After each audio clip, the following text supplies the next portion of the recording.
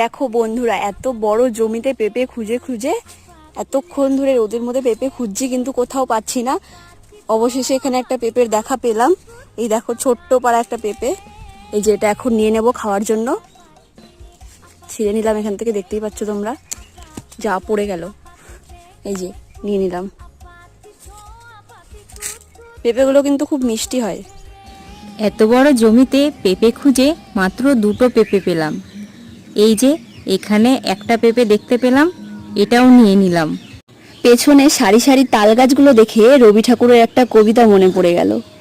তাল গাছ এক পায়ে দাঁড়িয়ে সব কাজ ছাড়িয়ে উকি মারে আকাশে। কার কার মনে আছে কবিতাটা কমেন্ট করে অবশ্যই জানিও।